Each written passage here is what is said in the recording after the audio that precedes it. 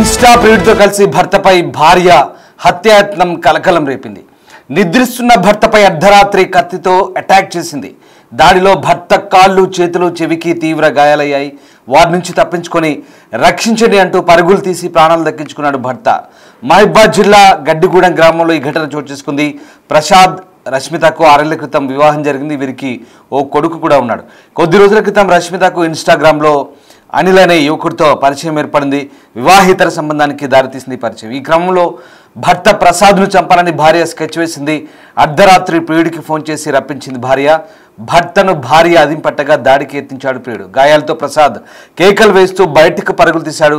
ప్రసాద్ను వారి బారి నుంచి గ్రామస్తులు కాపాడారు. భార్య, ఆమె ప్రియుడిని గ్రామస్తులు పోలీసులకు అప్పగించారు. అప్పటికే ప్రసాద్కు తీవ్ర గాయాలయ్యాయి. హాస్పిటల్లో ప్రస్తుతం ప్రసాద్ చికిత్స పొందుతున్నాడు. డైరెక్ట్ కట్ అనుకుని పెడతాడు దెబ్బ. నీ ప్రాణం తీసుకోకరా నాయన. జైలు పోతే ఏం కాదు, వాళ్ళకి పిట్టి కేసు అయితే వీళ్ళందరూ చెప్పు చెప్పు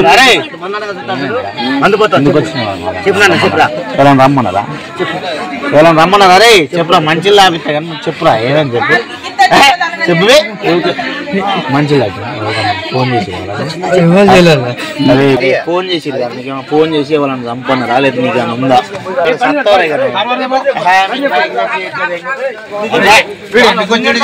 నేను చంపుతారా? మంచిగా చెప్పురా, ఈయన మంచిగా అడుగుతాడ్రా. ఎవరైనా రమ్మన్నారా చెప్పురా, రమ్మన్నారు చెప్తే ఏమన్నారు వీళ్ళంత లేదు చంపుతారు. అరే ఎవరైనా ఫోన్ చేసి నిన్ను రమ్మన్నారు పలాని ఎవరైనా చేయన్నారా లేకపోతే నీ ఇష్టం వచ్చిన చెప్పబో. అరే నువ్వు ఎంత చెప్పు. అరే ఎవరు రమ్మన్నారు చెప్పురా, నీ మంచి కూడా చెప్తారు. అరే వాళ్ళ నాన్న వస్తే డైరెక్ట్ కట్ అనుకుని పెడతాడు దెబ్బ. జైలు నీ ప్రాణం తీసుకోకరా నాయన. జైలు పోతే ఏం కాదు, వాళ్ళకి పిట్టి కేసు అయితే వీళ్ళందరూ చెప్పు చెప్పు. అరే చెప్పురా,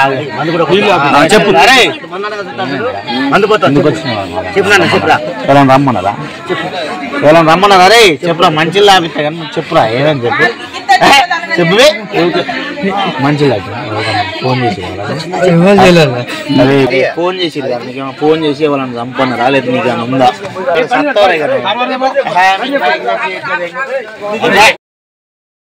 మహబూబాబాద్ జిల్లా గడ్డిగూడెంలో ఈ ఘటన చోటు చేసుకుంది. కొద్ది రోజుల క్రితం రష్మితకు ఇన్స్టాగ్రామ్లో అనిల్ అనే యువకుడితో పరిచయం ఏర్పడింది. ఇది వివాహేతర సంబంధానికి దారితీసింది. ఈ క్రమంలో భర్తను చంపాలని ఆ భార్య స్కెచ్ వేసింది. అర్ధరాత్రి ప్రియుడికి ఫోన్ చేసి రప్పించింది భార్య. భర్తను భార్య అదింపడితే దాడికి ప్రియుడు యత్నించాడు. గాయాలతో ప్రసాద్ కేకలు వేస్తూ బయటకు పరుగులు తీశాడు. ఆ దృశ్యాలు మనం చూస్తున్నాం. ప్రసాద్ను వారి బారి నుంచి కాపాడారు గ్రామస్తులు. భార్య, ఆమె ప్రియుడిని గ్రామస్తులు పట్టుకొని పోలీసులకు అప్పగించారు. ఇప్పటికే ప్రసాద్కు తీవ్ర గాయాలయ్యాయి. హాస్పిటల్ ప్రస్తుతం ప్రసాద్ చికిత్స పొందుతున్నాడు. ఇద్దరు భార్యాభర్తల మధ్య మూడో వ్యక్తి ఎంట్రీ ఇవ్వడం, అది కూడా ఇన్స్టాగ్రామ్ పరిచయంతో భర్తను కొడుకు కూడా ఉన్నట్టుగా తెలుస్తుంది. పాప బాబు ఉన్నాడు. సో మొత్తం మీద భర్త, పిల్లలున్న ఒక వివాహిత ఇన్స్టాగ్రామ్ మోజులో, అలాగే పరాయి పురుషుడి వ్యామోహంలో పడి భర్తని ఏకంగా చంపాలని నిర్ణయించుకుంది. ఇటీవలి కాలంలో ఇలాంటి ఘటనలు తరచూ చోటు చేసుకుంటున్నాయి. ఇప్పుడు మహబూబాబాద్ జిల్లా గడ్డిగూడెంలో ఈ ఘటన చోటు చేసుకుంది. అయితే ఆ భర్త ప్రాణాలతో బయటపడ్డాడు. గ్రామస్తులు అతన్ని రెస్క్యూ చేశారు. ప్రస్తుతం అతను హాస్పిటల్లో ట్రీట్మెంట్ పొందుతున్నాడు. ప్రస్తుతం ఆ ప్రియుడు అనిల్, అలాగే భార్య రష్మితని ఇద్దరు పోలీసులు అదుపులోకి తీసుకున్నారు.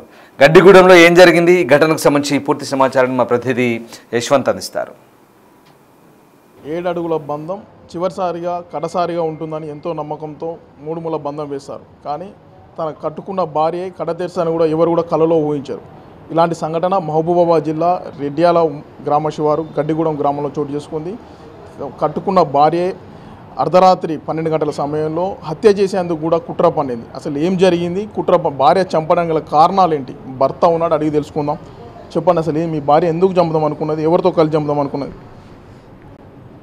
12:30 నైటు అవుతుంది. ఆ నైటు ఎవరికి మెసేజ్ పెట్టిందో ఎవరికి ఫోన్ చేసి తెలియదు. 12:30కైతే వచ్చిండు. వచ్చేసి మీద పడి కొట్టడం, కత్తితో ఎక్కడక్కడ పొడవడం జరిగింది. అంటే ఎవరెవరు కలిసి? నా భార్య తరపున వచ్చిన మనిషి పొడవడం, కొట్టడం జరిగింది. అంటే మీకు ఎన్ని సంవత్సరాలు అవుతుంది పెళ్ళి? మరి పెళ్ళైనప్పుడు మంచిగా ఉండే, కలిసిమెలిసి ఉండేదా?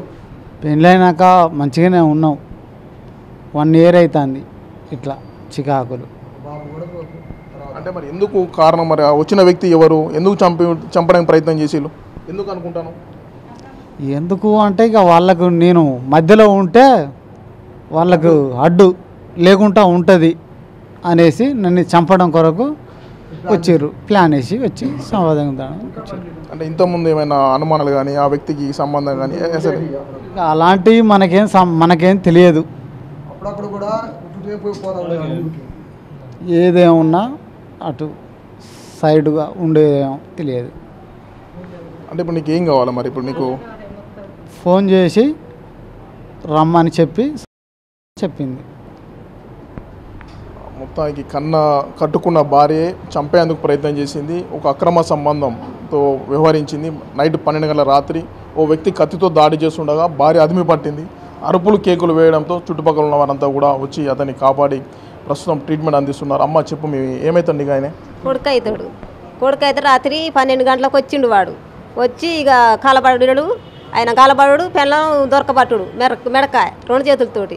ఇక ఆయన కొంచెం అరిసిండు. అరవగానే ఇంటి పక్కల వాళ్ళందరూ లేచి ఇక వాళ్ళ చుట్టూ తిరిగి ఆయనను పట్టుకొని ఇక పోలీస్. మరి మీ కొడుకును మరి కోడలికి ఇద్దరి మధ్య మంచిగా ఉండేది? పెళ్ళి ఎన్ని ఏళ్ళు అవుతుంది? ఎంతమంది పిల్లలు ఉన్నారు? కొడుకున్నాడు, ఒక కొడుకు 6 సంవత్సరాలు. కొడుకు మంచిగానే ఉండేది కానీ ఇక సంవత్సరాల లోపల కాంచెల్లే ఇక అట్లా జరుగుతాయి. ఇక మనం ఏం చేద్దాం? అంటే ఇప్పుడు ఎట్లున్నాడు మీ అబ్బాయి? ఎట్లున్నాడు ఇప్పుడు? ఉన్నాడు, మంచిగానే ఉన్నాడు. అన్న మీరు చెప్పండి, అసలు ఏం జరిగింది మీ గ్రామంలో? ఇట్లాంటి సంఘటన ఇంతకుముందు మీ ఊళ్ళో ఎప్పుడైనా జరిగిందా? మీ గ్రామంలో ఇప్పుడే ఫస్ట్ టైం? ఇంతవరకు మా గ్రామ పంచాయతీలో నేను పుట్టే 40 సంవత్సరాలు అవుతుంది. ఇలాంటి ఎన్నడూ కూడా జరగలేదు. మేము ఇదే మొదటిసారి. అసలు మేము కూడా అనుకోని సంఘటన ఇది. మా విలేజ్లో ఎవరన్నా కూడా కలిసిమెలిసిగా ఏ కులాన్ని మతం అనే భేదం లేకుండా మంచి కలిసిమెలిసిగా ఉండేవాళ్ళం.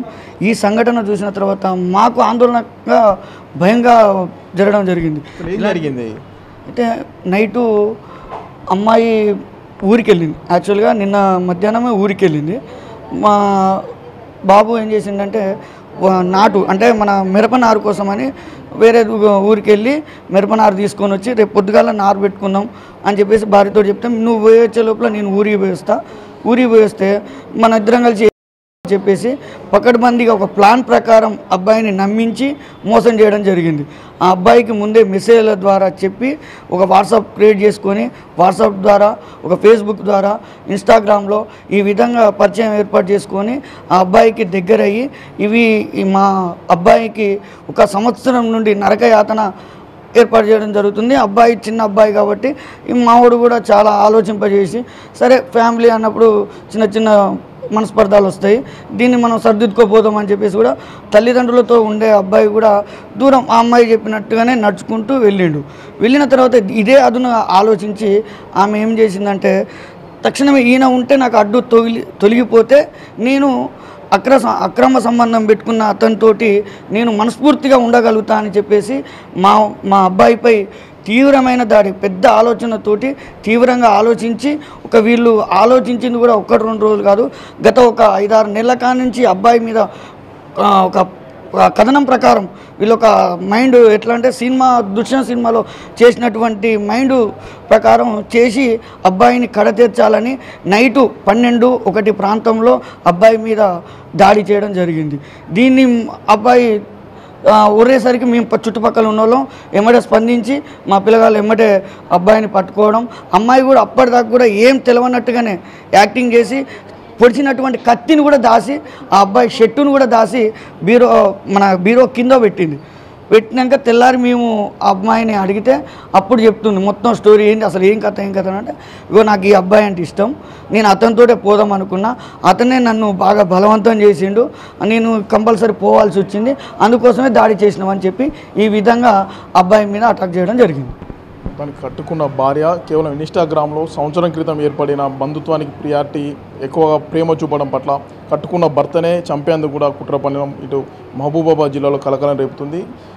పనికి పోయిన సందర్భంలో భర్త ఎప్పుడైతే పనికి పోతున్నాడో ఆ పనికి పోయిన సందర్భంలో ఫోన్లో ఇన్స్టా ఫేస్బుక్ ద్వారా మెసేజ్ పెట్టడం, ఇది పక్కా ప్రణాళిక ప్రకారం కథనం ప్రకారం మాత్రమే హత్యకు కూడా యత్నించినట్టు కూడా ఇటు కుటుంబీకులు కూడా చెప్తున్నారు. మొత్తానికి ఇలాంటి కట్టుకున్న భార్యలే భర్తను కడతీర్చడం తరచుగా చూస్తున్న నేపథ్యం స్థానికంగా కూడా కలకలం రేపుతుంది. ఇట్లాంటి భార్యలను కఠినంగా శిక్షించాలి, ఇలాంటి సంఘటనలు పునరావృతం కాకుండా తప్పనిసరిగా కౌన్సిలింగ్ నిర్వహించాలని కూడా దీనికి సంబంధించిన బంధువులు కూడా ప్రభుత్వానికి కోరుతున్న పరిస్థితి.